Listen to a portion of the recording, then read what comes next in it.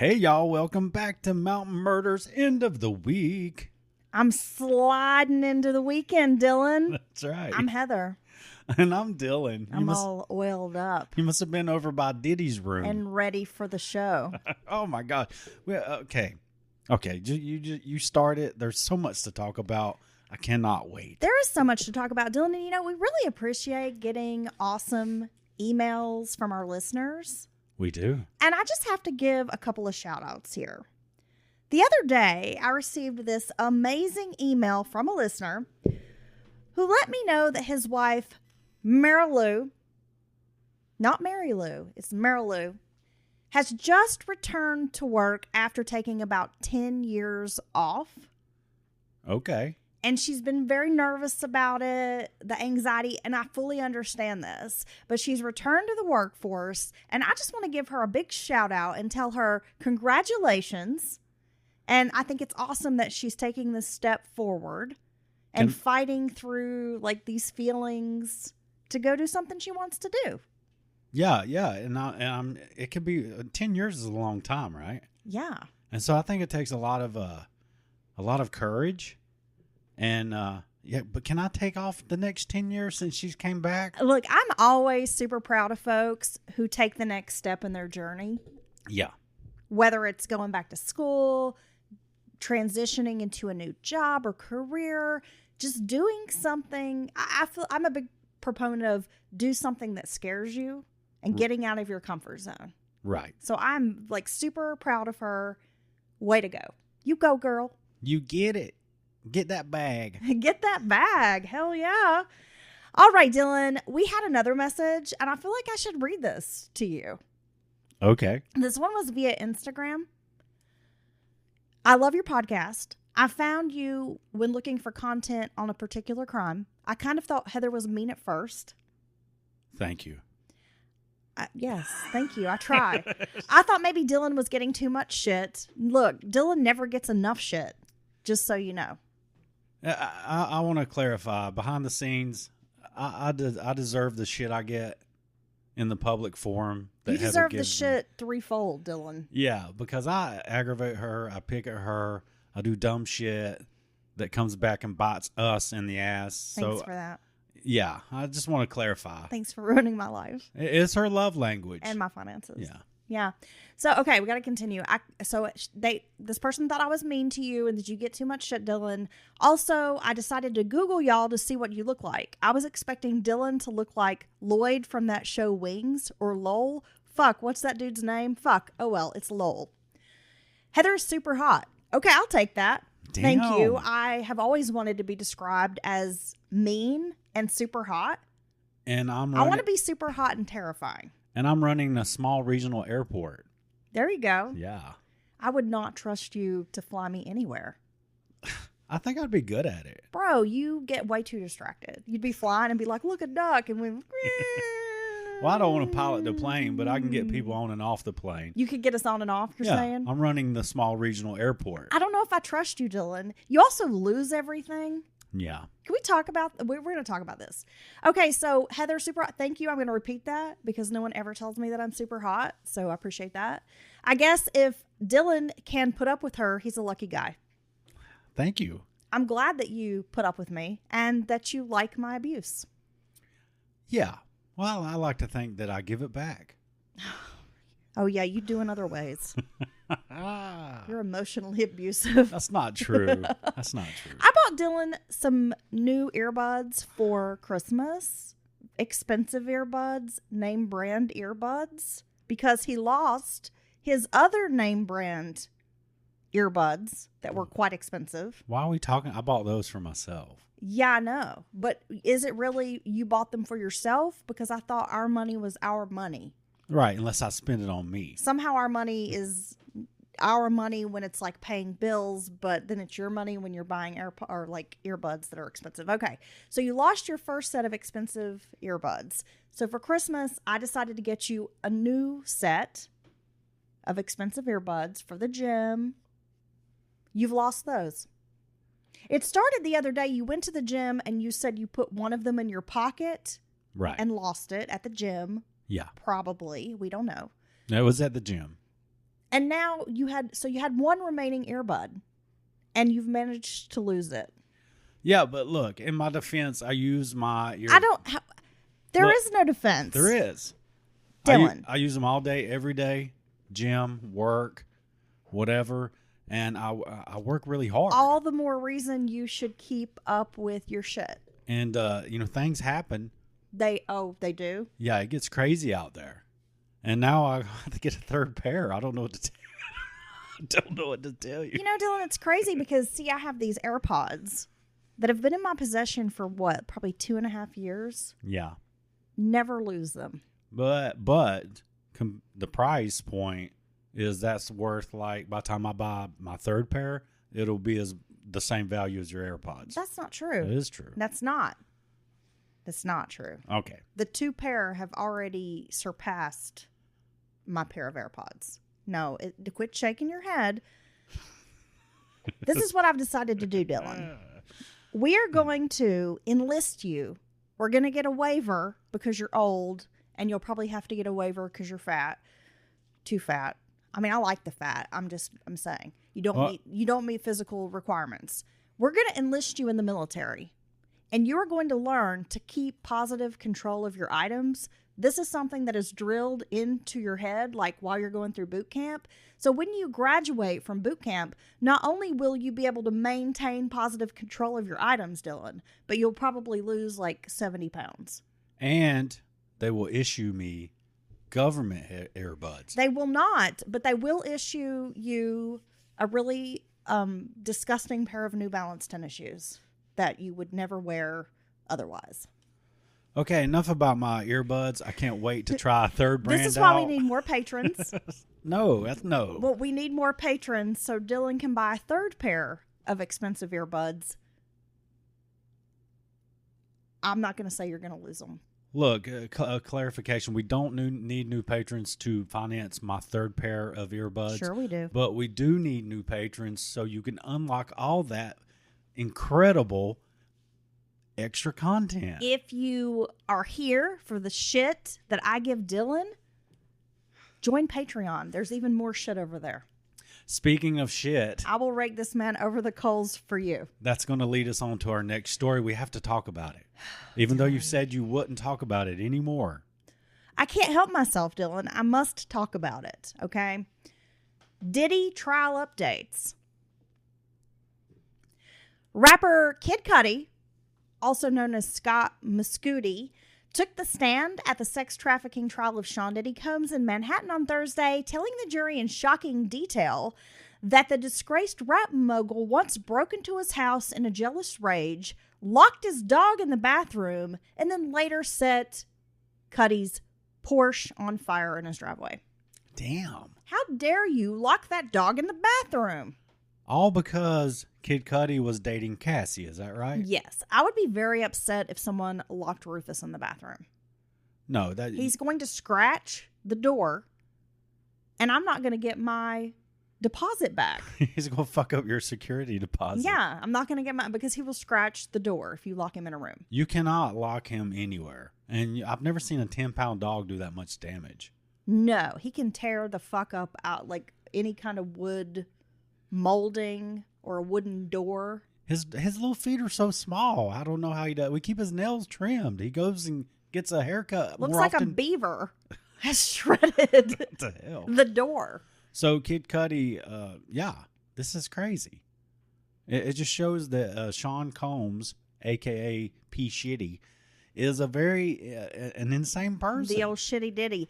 41-year-old Cudi said he was in love with R&B singer Cassie Ventura, Diddy's ex-girlfriend, and the star witness in the case. We all know Cassie is that one.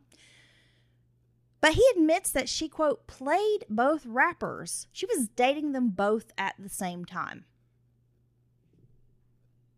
Okay. Now, this trial is not televised because cameras are prohibited inside federal courthouses, but we are getting these amazing sketches.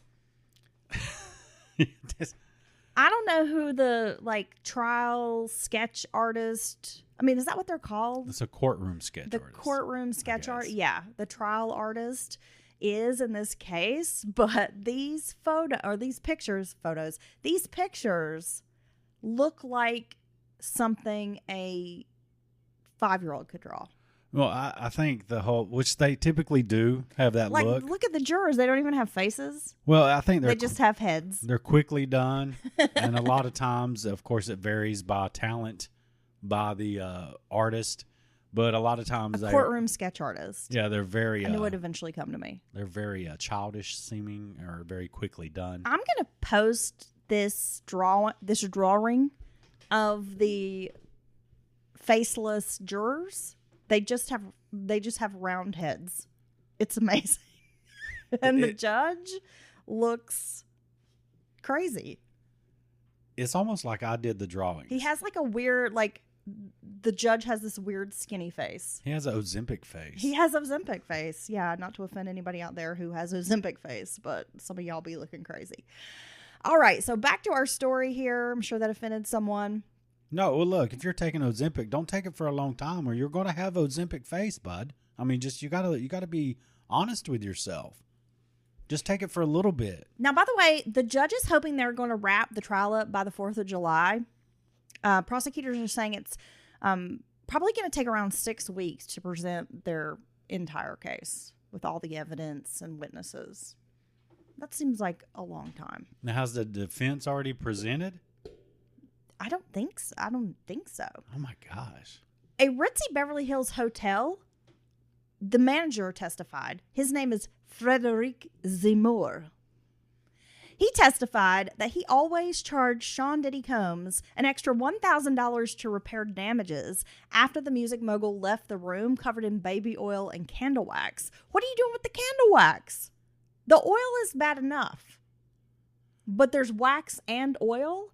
These are tactile things that I can't do. So he has to pay a baby oil and wax deposit to rent the room. The L'Hermitage Hotel's internal notes about Combs detailed how rooms that the Bad Boy Records founder stayed in had to be, quote, placed out of order for deep cleaning because he, quote, always spills candle wax on everything and uses excessive amounts of oil. Please authorize an extra $1,000 when guest stays with us to cover any room damage. Now, this was placed on Combs's hotel profile. Combs also likes his room hot, and that's in all capitals, H-O-T, the profile notes. Damn. Once, on January 10th of 2010, hotel staff, quote, found large deposits of candle wax on carpets in the living room area and on the nightstands in the bedroom area, according to the notes. He was charged $500 for the damage. Staff noticed, now this is the part that has me reeling, Dylan. So do you think they just bring a really big Q-tip in there and go over the room once he leaves? The wax? Yeah, like a Mel Brooks movie. I don't know. That would be awesome. I don't know if there's a Q-tip big enough to collect all this wax. Now, here's the part, like I said, that is just sending me. Staff noticed odors coming from Combs's rooms. Oh, my God. The profile reads, quote, please monitor outside his room down the hall to spray air freshener. Look, at what kind of smells are coming out of the room? This is why we're calling him Shitty Diddy. At what point do you not rent to a guest, no matter who they are or how much money they spend with you? I mean, that's disgusting. If you have to post up people in the hallway with a bunch of those little Christmas trees around their neck. Is that what you think? That's what they're doing? And they're they running have a bunch up, of the black ice scented Christmas trees. Yeah, it looks like that air scene fresheners. out of Seven. Yeah, when they go in there and find the body, and there's a bunch of Christmas trees hanging up. Maybe they buy lots of Glade air freshener from Costco. Oh my God, black ice flavored, scented. It's not. Why do you always? Anytime something is scented, you call it a flavor. Yeah. Like, what flavor of lotion is that? And I'm like, bro, it's a scent. That's what I mean. It's not a flavor, Dylan. But you know what I mean. Yeah, but it kind of weirds me out. But see, isn't that the point of words, to communicate like ideals and like sentiments and such? No, that's not. It's to communicate. If you know what I mean, then it works. flavors. What flavor shampoo is that? You see, the part that's troubling about that, Dylan, is I'm often wondering, are you eating these items? I'll plead the fifth. Like my native lotion in there that's a blueberry cobbler scent. Are you eating it because it smells good? Maybe. Are you tasting the flavors? Maybe I'm oiling up my body and dripping wax everywhere. Are you tasting Diddy's flavors? Ew, no. I want to know what these odors are. I would be very upset if a hotel recognized there were odors be emitted from my room. Okay, is that the end of that article? Yes. Well, so Heather came up with a new parameters that hotel rooms and Airbnbs can use. From now on, when you check into a room, on a scale of 1 to 10, how Diddy is your room? Right, one being the diddiest. One's the diddiest? Meaning there are balls of wax and oils. And 10's the least diddiest? And it's super hot in there. It's hot and oily and waxy. Okay. That's the diddiest. And if you get a 10 rating, that means your room is clean. Oh, I like how you, for Diddy, you reversed it. Yeah, instead of being dirty, because you would rate it like a 1 star, you give it a 10 if it's clean and a 1 and if it's Diddy. Oh. It's no longer dirty, Dylan. It's a Diddy room. Damn. On the Diddy scale of cleanliness. I already had issues about just staying in hotels, period. They kind of gross me out. Oh, yeah. Especially if it's an older one. I will stay in a hotel if I have to. And I've stayed in some cheap ass motels as well. Motel, hotel, Holiday Inn. But I don't like it. I'm never comfortable. Ever since that, was it like a 2020 Expo back in the early 90s? I was a child when that came out. With the ultraviolet. Black lights and shit. I've been super, disgusted by hotel rooms. I don't want to touch the comforter or the remote control. No, I just always imagine someone like Diddy. Now I'm going to imagine somebody like Diddy is in the room. But I always imagine somebody's in the room, shoving the remote control up their ass. Yeah. You know? It's just stuff like that. Stuff's everywhere, all over the wall. I mean, it's just everywhere. And they never, ever wash the comforters. Ew. Yeah, I'm not using that. Okay. I'm not wrapping up in the comforter. Oh, God, let's move away from this. I can't handle any more Diddy. How Diddy is your room, Dylan? The last one we stayed in, I would give it, I would probably give it a 6, 7. It was not too bad. Okay. It was very, it was on the lower side of Diddy. All right, is on the lower side of Diddy. That sounds good. Okay, Dylan, we have an issue. Apparently, my laptop keeps trying to connect to my hotspot on my phone instead of the actual internet and keeps telling me there's no internet. Oh, wow. You're going to have to make conversation until it pulls back up. Okay. Very unprofessional here at Mountain Murders. No, that's some credible audio. This is what the listeners tune in for. All right. Thank God. This is kind of a crazy story. People be wildin' in 2025. This is out of Holly Springs, Mississippi. So we keeping it down in the Diddy South. Not the dirty South, the Diddy South. A man was attacked after walking into a Mississippi club and using racial slurs, according to police. The attack happened at CJ Lounge in Marshall County. Police said the man walked into the venue and started using the N-word when referring to patrons. That does not sound like a very smart plan. Officers told Fox 13 that the man went to the hospital Wednesday, believing he may have a broken jaw. Now, this incident happened late Saturday night, and police are trying to determine if the attack is a hate crime. Holly Springs police provided cell phone footage showing a Tippah County man who had been stripped naked. Police said the people who attacked him are seen pouring beer on him in the video. Seconds before that happened, the man was kicked and stomped on like nearly every part of his body.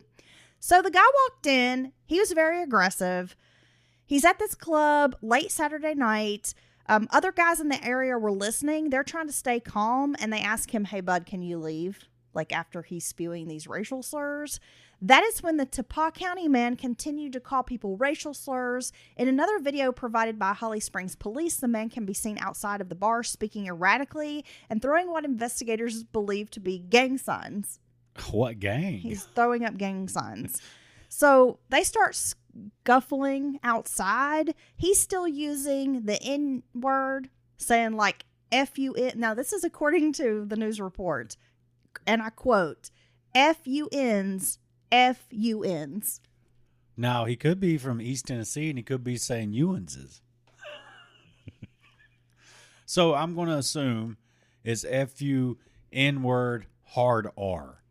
Probably. Probably. But the news, of course, just says F-U-N's. Very objective journalism. Officers said the attackers used poles and sticks to beat the man. Now, the police don't believe the club to be a problem spot, but Holly Springs police disagree. Now, the police, so I guess one investigator is saying they don't really think this is a bad club or doesn't have a lot of issues, but the local police department is like, no. The police chief estimated that officers had been out to about 30 calls at this club in 3 months since it's been open. Police said they've responded to fights, guns found inside the venue, and a man being shot in the foot. The police chief said he's pushing the DA to declare this place a nuisance. Now, this would never last around the small towns I come from. Because you have 1 or 2 issues, lots of times only 1 issue, they just close it down. The town does not play that bullshit. And this sounds like the last place you need to go in, how they say it from the streets, running your mouth reckless. Okay. Yeah, this was a FAFO moment for this guy. Well, you know, the article details a person saying, you know, he made a choice to go in there aggressively and he has to live with the choice he's made. You know what we call this, Dylan, in the real world? Fuck around, find out. FAFO. He fucked around and then he found out when they done beat his ass with some poles and sticks. Well, and maybe broke his jaw. if he went in there doing like this, I don't know what to tell him. You kind of got what you deserved. Exactly. I mean, I'm not going to defend this guy's behavior. No. And, you know, I mean, we could probably argue back and forth on whether using this kind of language constitutes a beating.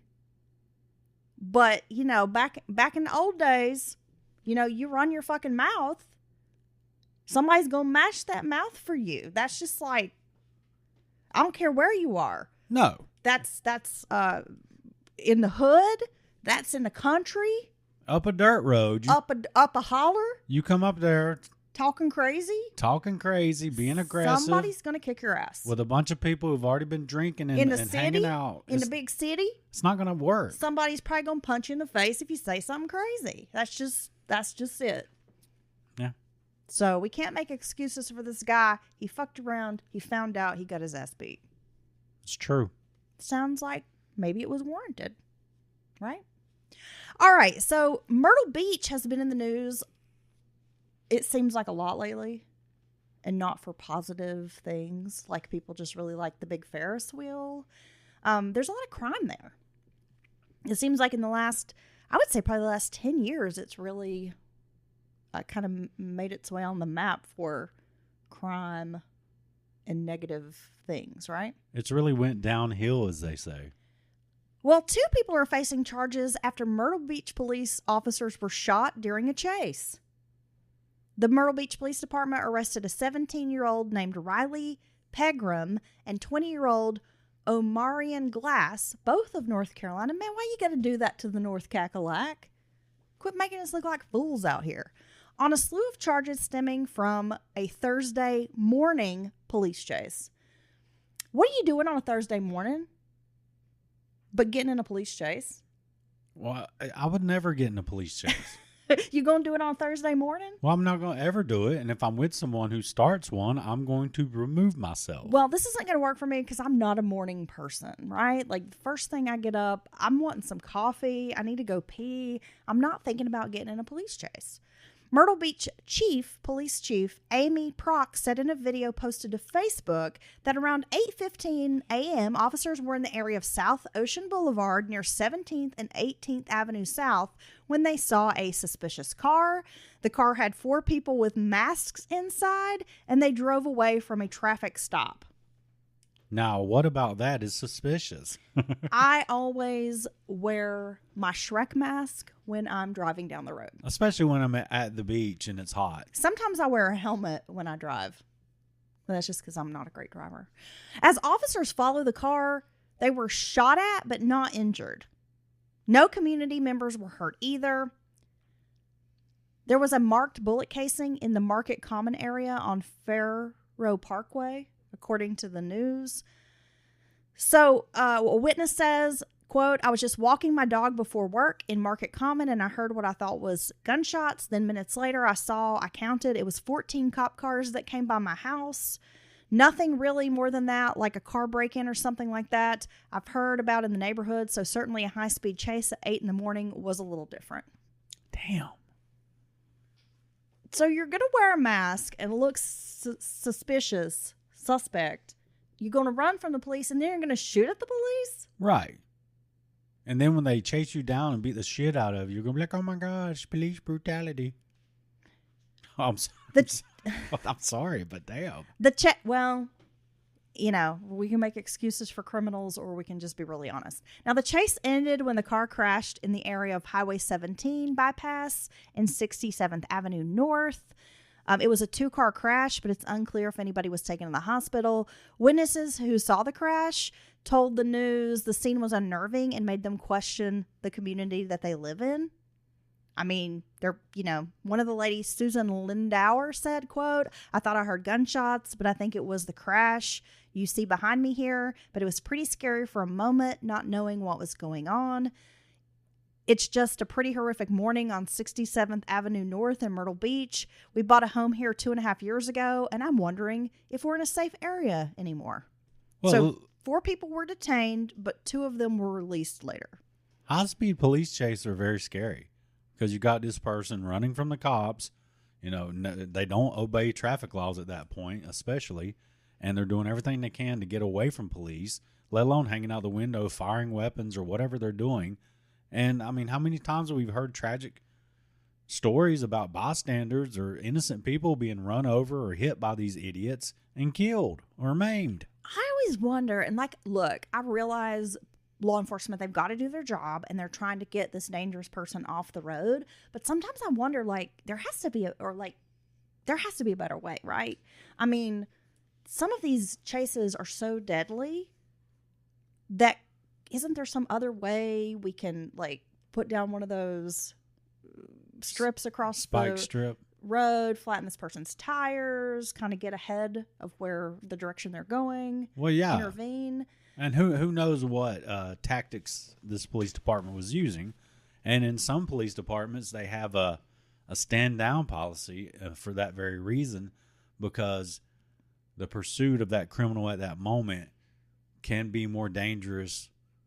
It's just safer for everyone to let them go and get them later. Well, I just think about Myrtle Beach, and I'm assuming I know where Ocean Boulevard is, and I'm assuming this is kind of like that main highway strip that runs through where all the gift shops are. Right. And that's even at 8 o'clock in the morning, I mean, that's a pretty crowded area, I would think, this time of year. People going out for breakfast. You got to go to the Pancake House. To have a police chase there would be very scary. Yeah, I agree. If you're just a tourist, you're a vacationer, trying to get some flapjacks for the fam. Well, it sounds like a place that have a lot of foot traffic and a lot of people who are unfamiliar with the area visiting. So, I mean, it just seems like but maybe in the police's view, it was more dangerous to let these idiots go instead of chasing them down. I mean, that's just a kind of a tough call to make. Yeah, one of the neighbors said that this time of morning, she usually sees people going on walks, people walking their dogs this time of morning, that it is a very active time of morning. So for something like this to happen, has to be very scary. The suspects are charged with 3 counts. Pegram, he's charged with 3 counts of attempted murder, possession of a weapon during a violent crime, kidnapping, unlawful possession of a weapon, and failure to stop. Now, that one resident said they bought a home there 2.5 years ago, and now they're wondering if they're in a safe area. I'm like, damn, you must not be reading the local newspaper because that place is really, it's changed. Well, 67th Avenue is pretty far north from like 17th and 18th, like where Ocean Boulevard, like where the really happening touristy spot Well, is. they always say North Myrtle Beach is safest, or the safer area. Right? Well, you don't hear about a lot of chaos up there. Glass is charged with 3 counts of attempted murder, possession of a weapon during a violent crime, and use or employment of a person under 18 to commit certain crimes. Well, I hope they hammer them and throw the book at them and put them in jail. I mean, honestly, when you put the entire public at risk like this over your whatever dumb shenanigans you're up to, it's very scary, especially when you are in a heavily populated tourist area. Now, it reminds me of where we moved from, where they had basically a catch and release program. They started not giving bail to even violent people for almost any reason short of murder. And we used to have a person come by our home in the middle of the morning. We didn't know them, banging on the door. Are we talking about the homeless guy, Marcus? Yeah. Yeah, okay. So we've spoken about him on the podcast before. Homeless guy, lengthy criminal history, burglary, larceny, DUI, drug offenses, assaults on police officers, that kind of thing, who was like stalking me, essentially. He came by the house one time, asked for a person. I said, they don't live here. He walked from the front door around to the other side of the door, was trying to get in the house, like trying to open the doors. They're all locked. Right. Then he continues to harass us, come by the house at 2, 3, 4 in the morning, knocking on the doors, banging on the windows. He's out in my yard at night when you're at work, knowing it's just me there, hiding in the bushes, lurking around. We kept calling the police on this fella. Law enforcement were like, yeah, he's a nuisance. He's a problem. He keeps trespassing. Like other places, apparently at the Burger King, they called him army crawling through the bushes there, like terrorizing Burger King employees. Seems like maybe he's got some mental issues. And drug issues. Coupled with drug issues. One of our friends actually saw him in a bar and was telling us, yeah, I saw him in a bar. I thought he was unhoused. I tried to get him some food, like, hey, can I get you anything? And he had like a crack pipe or something in his like possessions, like she saw it. So guy obviously has problems, but keeps being released. You call the cops on him, they're just like, well, he's a problem, but nothing ever happens. I saw that he was arrested this week. Again. For, guess what, Dylan? Trespassing. 2nd-degree trespassing. Burglary, assault, and whatever. Assaulting police officers, resisting government officials, and assault. See, that's the thing. They're not going to stop in a place like that until this guy either kills someone or someone kills him. Yeah. And they'll be like, oh my gosh, what happened? I mean, at a certain point, no matter what that one person's issues are, you have to protect the community. No matter if it's force him to get help, commit him, put him in jail for X amount of, for years, do something to make the situation stop. Well, that's the thing. You have the system that keeps releasing people like, oh, well, we have a overpopulated prison system. We don't have room for these people. These are petty crimes or whatever. And maybe they are to you, but to the community, to the people who live it every day, who are being terrorized by someone who doesn't feel safe in their own home. Who does not feel safe in their own home, who is scared. Like, I'm there alone with my daughter. It's just the two of us in the house. And this person is lurking on my property, is standing outside my door, looking straight in my house, like being scary and intimidating me. That's not okay. No. Right? It's not. Now, Dylan, this brings me to a story that I think may be a little controversial. It has been in the news recently. And that was a teenager was fatally shot during a ding-dong ditch prank. Now, do you know about this story? I do, and I told you they need to have some kind of legislation or something to address these pranks in public and at people people who are unwitting or do not want to participate in this type of thing. They need to address this because we've seen multiple cases. You had the one YouTuber was shot in public in a mall Yes. because he kept on and on with this guy, and the guy didn't know what the hell he was doing. And this, of course, they're like, oh, this poor guy, it was just a prank. Here's this like 6'3", 240-pound, big kid. I mean, a grown, a big youngin'. Big youngin'. He's 18, 19, whatever. And he's just intimidating the shit out of this little ass guy. And finally the guy's like, get away, stop, leave me alone. What are you doing? And he's not saying anything. And he pulls a gun out and shoots him because he's scared. But go on. But they need to do something to address this because it keeps going too far. Well, and I love how the news paints it like, oh gosh, it was just this innocent thing. Like, that's the other side of it, is I'm so tired of the media, like, just washing over details of crimes and trying to make the perpetrator of something like the victim. Yeah, so this is what, 2 or 3 in the morning? So a homeowner was arrested on a murder charge after authorities say he shot and killed an 18-year-old in Spotsylvania County, Virginia. The teen's friends told investigators the man opened fire as the teens recorded themselves pulling a prank for a TikTok video. 27-year-old Tyler Butler was arrested and accused of second-degree murder, malicious wounding, and use of a firearm in commission of a felony. So the homeowner has committed a felony on his own property. By shooting people. He's accused of shooting and killing 18-year-old Michael Bosworth Jr. He played lacrosse and football and wrestled at his local high school.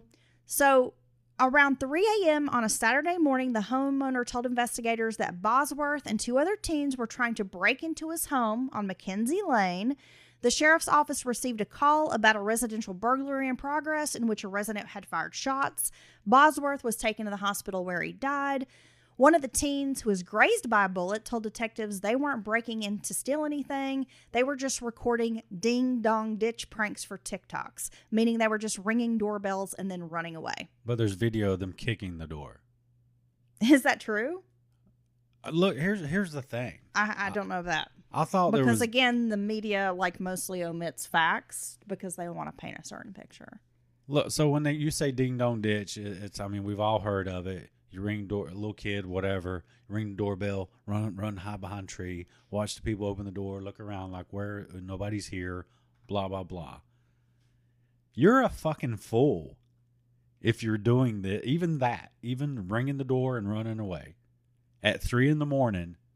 around someone's house you don't know. You are a fucking idiot. You are. And you're asking for it. I'm sorry, but again, this is you fuck around, you find out. And maybe I'm a terrible person, but I don't have sympathy for this kid. You are 18 years old. You are a grown-ass adult in the eyes of the law. You know fucking better than to go knock on somebody's house at 3 a.m. and make them think that you're breaking into their fucking house. You're on their property. You're scaring them. It is an hour that is inappropriate for you to be on their property. Yep. And nowadays they just say, well, it was a prank. That bullshit right there is not working for me. Well, one of the other teens, the one who was not shot, gave the same account about the prank and then showed their phone to the police of an earlier video that night. So these kids are basically nuisance-ass kids. Yeah. And are bugging people, pestering people. We could even go as far as saying terrorizing people. Because I'm just thinking about this from a personal standpoint. I'm someone with PTSD, and things very much scare me that might not frighten a normal person, right? So somebody like the homeless dude banging on my door at 3 a.m. after he sees me pull in the driveway and follows me home and then is banging on my door, that scared the shit out of me because I do have PTSD and I live in a state of constant fear and paranoia. And is that okay? No. I mean, it's pretty fucked up to live in the world and feel that way all the time. But somebody like me would very much feel scared and frightened by this prank, especially if I thought someone was breaking in my house. So if somebody did kick in my door or whatever, lurking on my property, knocking on the doors and windows, that would scare somebody like me. If somebody rung your doorbell and you went and it's 3 a.m. for one, you would already be like, what the fuck? And then say you did go outside and look or had cameras. And you see these 3 grown people. Yeah. With hoods up over their heads. Running around your property. Yeah.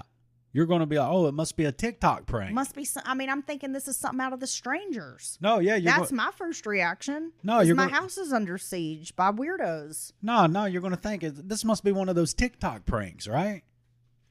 I mean, dude, I don't have any sympathy for you. And if my kids did this dumb shit, I'd be the first one to tell them, what were you thinking? What in the world were you thinking? I'd be jerking them up, telling them you're a fucking idiot. And guess what? You're 18, so you're not a kid. You're an adult. I just don't think this person should be charged with murder. And then they go on to be like, oh, Bosworth was shot hours before his school prom. Well, maybe he shouldn't have been out doing this dumb shit hours before his prom. He should have been maybe thinking about the prom instead, or had his ass home in the bed getting ready because he's going to have a big night at the prom.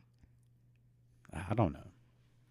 Well, this guy, Butler, is being held without bond at the Rappahannock Regional Jail on a murder charge. I think the charges are inappropriate. This is why I'm for the castle doctrine. People should not be able to come on your property and fuck around and fuck with your house and fuck with you.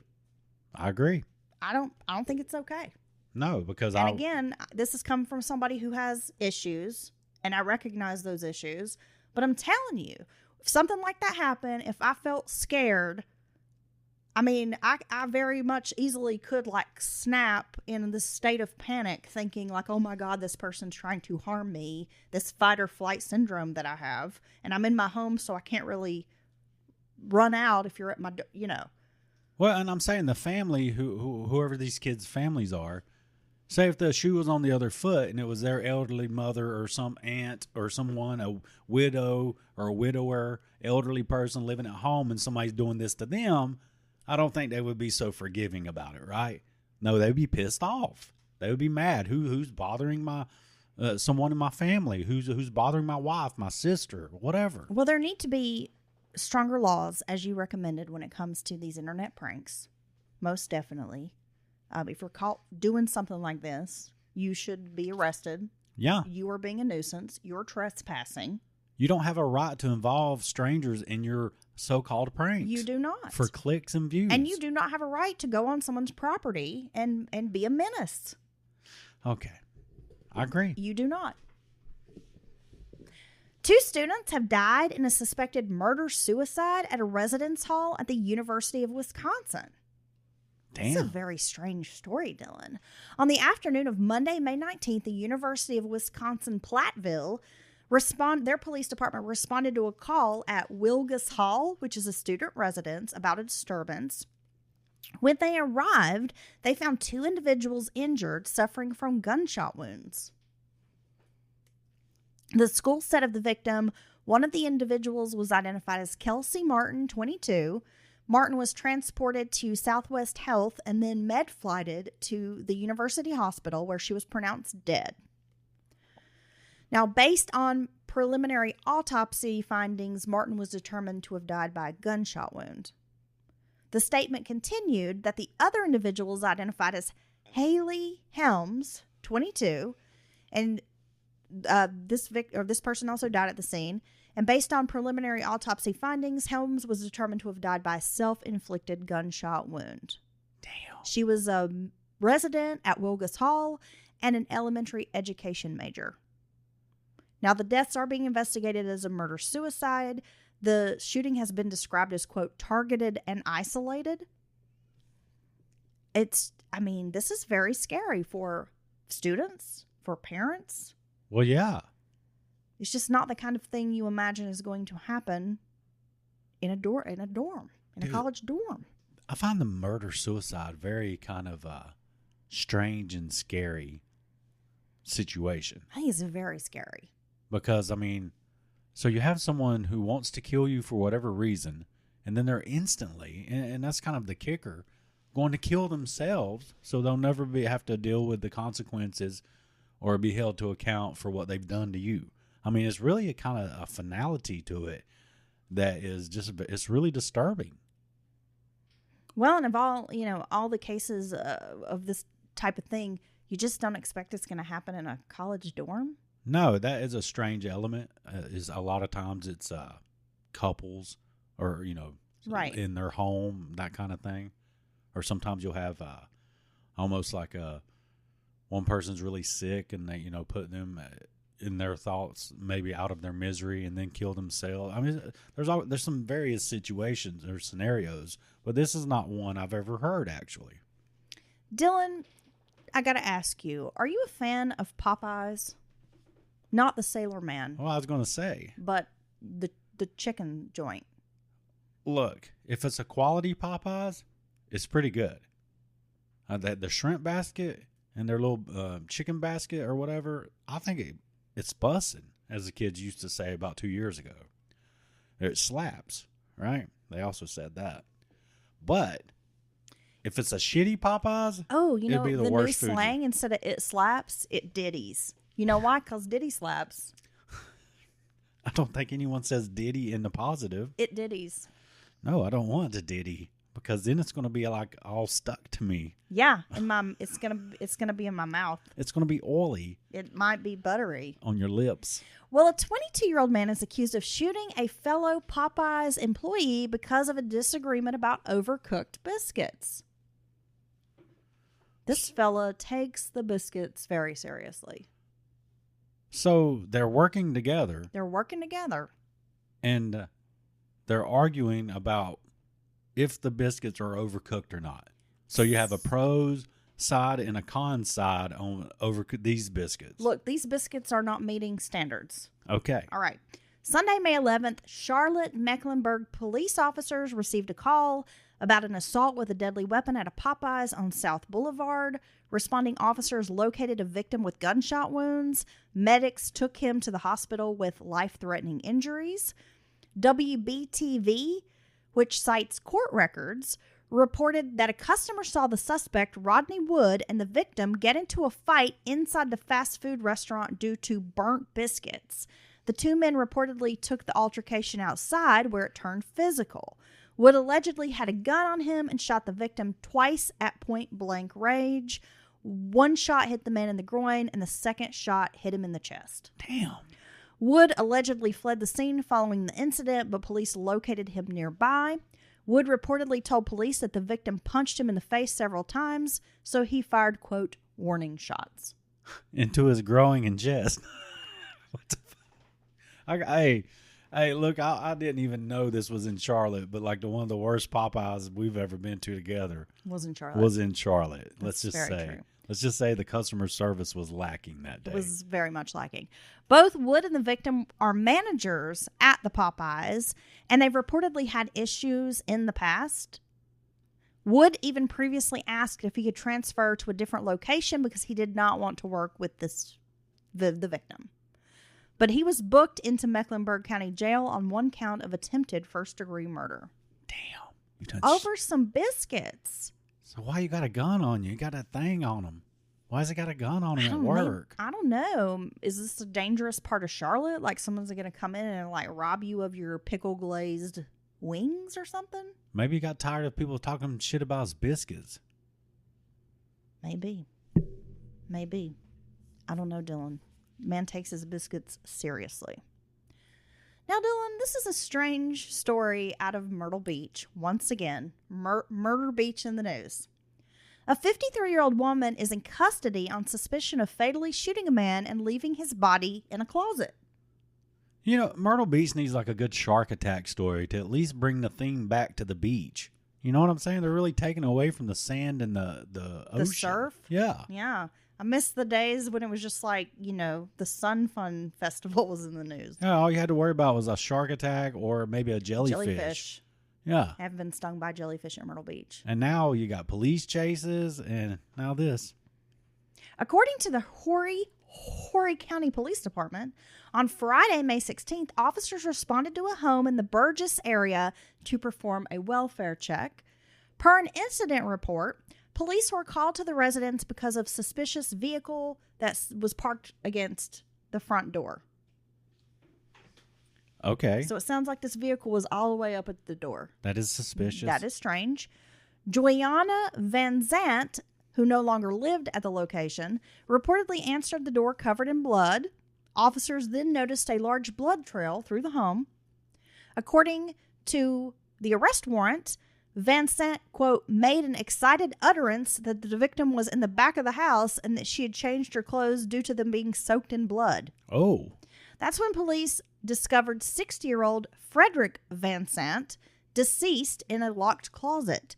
Investigators allege that Van Sant fatally shot the victim in the head. Officers did not disclose whatever the current relationship was between the two, but Van Sant was charged with murder and possession of a weapon during a violent crime. She remains in the Horry County Jail. Damn. Myrtle Beach be doing it. They be doing it big down there, Dylan. Yeah, look, if we have any listeners there in the Horry County area. You got a guest room? I will risk my life for some sun and sand at the moment. Well, we would come and see you, but just sound off at mountainmurderspodcast@gmail.com if you want to tell us about your experience in Myrtle Beach. I'll call it Myrtle Beach instead of Murder Beach. And just let us know from a local's perspective what's really going on down there. I mean, yeah. Well, I think I have heard from some local folks, and they say for the most part, like, they feel safe and whatever. But I think locals are not in these heavily trafficked touristy spots where a lot of the crimes take place. I think if you live in a tourist area, the last thing you want to do is go hang out in the touristy spots. Right. If you're a local, it's unlikely you're going to the water slide or to play putt-putt golf. Well, I get that. So they're probably sticking to the rivers and the streams that they're used to. They're not out there chasing waterfalls. Okay, I like that. Okay. But you see what in our case, our entire region became a tourist spot. And you couldn't get away from those fuckers.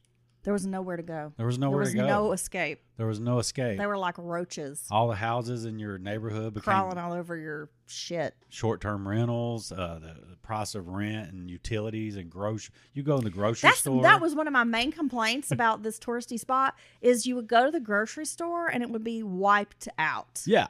And it was not local people. It was like tourists coming in and buying all the shit. Yeah. Especially like seafood and steaks. No, it looked like a supply chain issue or like a pandemic. I'm talking the meat would be cleared out. The entire thing in the middle of the day, like 3 o'clock on a Wednesday. And you're just trying to get groceries for the week. Who'll be eating all the filet mignon at 3 o'clock on a Wednesday? Shit, you know. All right. So thank you for those stories. You're welcome. And I feel like I got to go take a shower because we talked about Diddy again. You got to oil up. No. You're going to get all oily, greasy. I come home and clean the grease off from work. I need to know more about the smells. What were these odors? Well, honey, apparently they were unpleasant is why they were deodorizing the hallway. Well, obviously, but like what would make unpleasant odors, Dylan? Is my question. Well, from the other things you've heard about Diddy, could you venture a couple of guess what some of those odors may be? Just shit and piss? Yeah, and blood, I guess. I mean, I don't know what's happening. Stanky jungles? He takes... His idea of partying is not my idea of partying. It doesn't sound like fun. No, when Prince sang about partying like it was 1999, I did not have any of these Diddy thoughts in my brain. Like if I was an event planner, a party planner, these are not the things I would suggest to make the party fun. My God. Did you really have to bring up the stanky jungles? Like I might want to bob for apples. Like that sounds a lot more fun than getting ass raped by Diddy. Just saying. Exactly. Right? Oiled up? No. And if and with the oil and all the wax from obviously candles, that's a fire hazard, right? I guess. And linens and carpets, were they not afraid of a fire starting in the room? I don't know. But and if you want to hear more about Stinky Jungles, you can go back in our catalog and find an episode titled Stinky Jungles. And it tells you all you need to know about it. I'm sorry, Diddy, but not only are you disgusting, but you're dangerous because this is all a fire hazard. It's a fire hazard. I don't like it. I'm going to draw some... You're endangering a lot of lives. I'm going to draw some courtroom sketches of us podcasting. I'm going to post the faceless juror sketch, because it's funny.